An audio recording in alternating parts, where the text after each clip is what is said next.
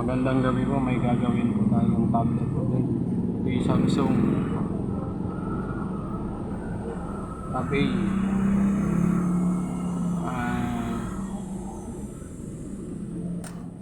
Namamatay auto shut off daw ito, kaya i-check natin muna.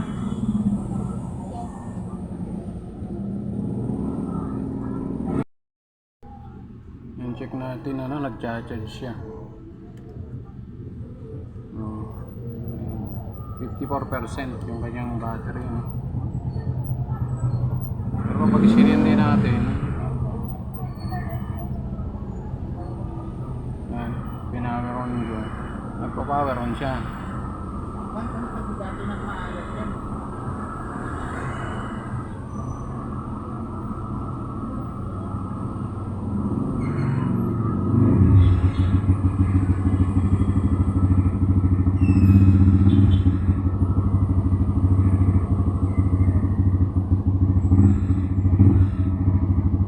Power off siya.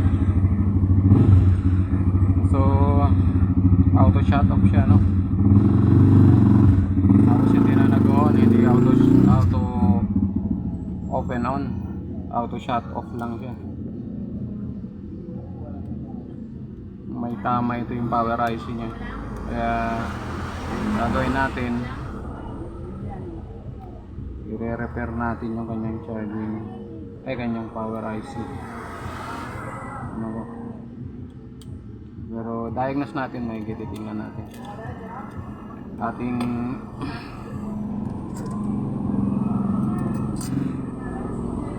test rin kung natin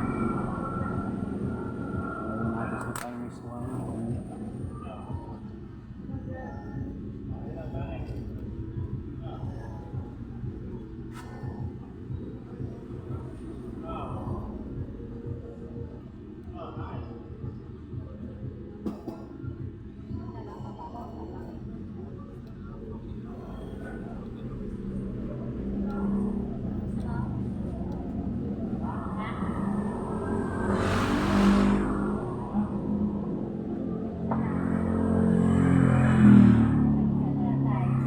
Shorted nga siya, pumapalo siya ng 16.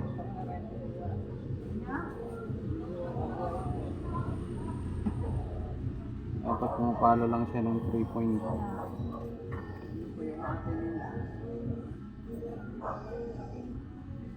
So titingnan natin yung kanyang IC.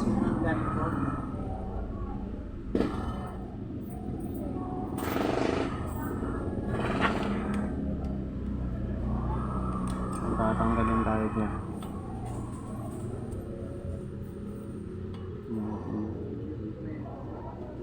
Check natin yung mga resistor saka yung capacitor.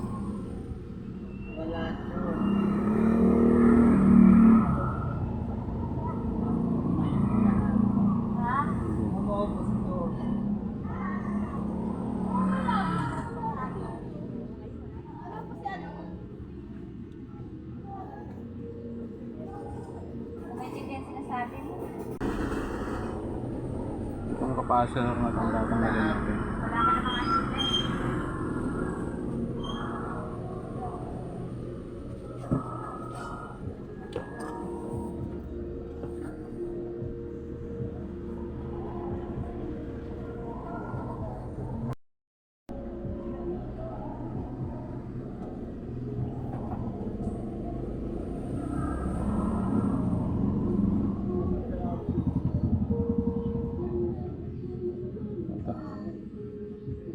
Shorted itong na to.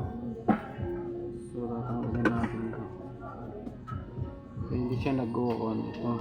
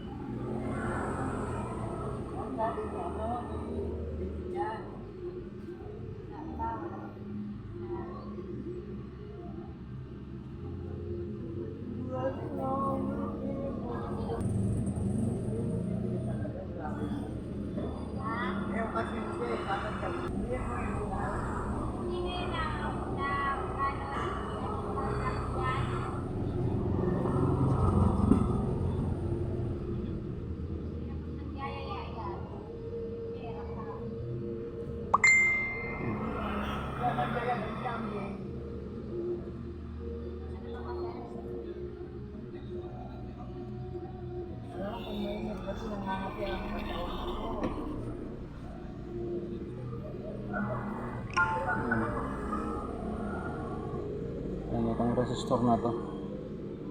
Yung shorted po ang ano na to. Kaya ating tinanggal. Kaya hindi siya nagpo-power off siya eh.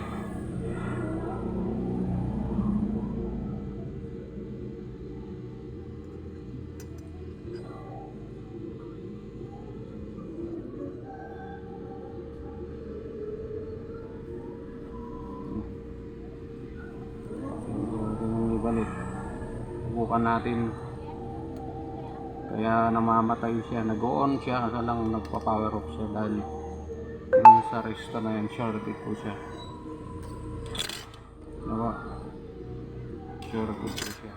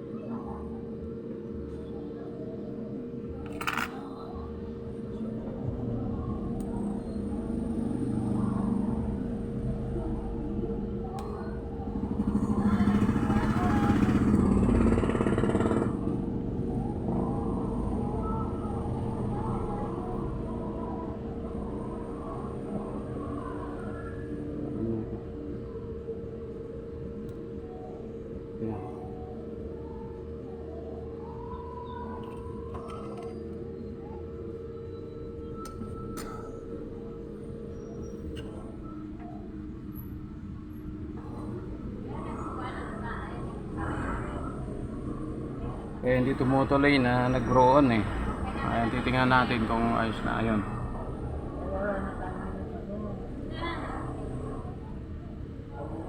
Kapag tumuloy ito eh talagang tama po yung ating ginawa.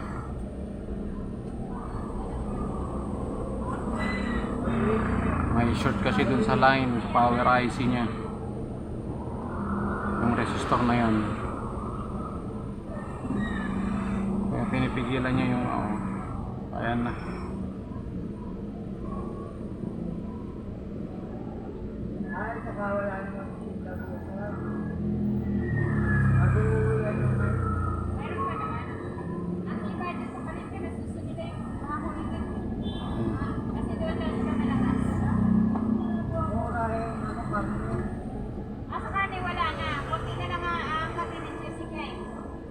Ayan.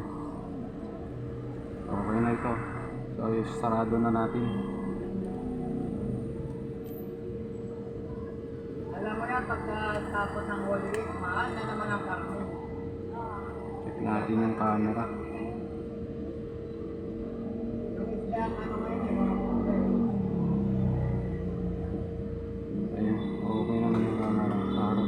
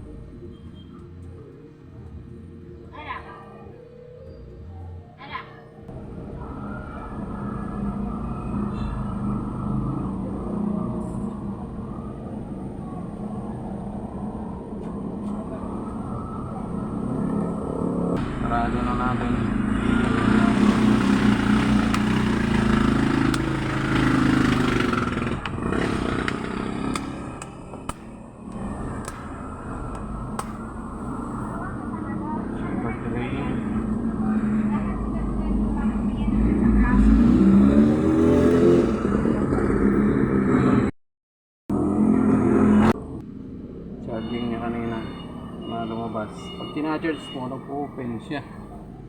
Pero pag i-power mo, nag-auto off. Shorted kasi yung capacitor. Ayan o. Okay. So sa tingin po ninyo, ang video ito ay makakatulong. Paki-share naman po at paki-like ang aking FB page. Maging ang aking YouTube channel. Maraming salamat po sa inyo sa walang sawang pagtangkilik po sa amin. Salamat po ng marami.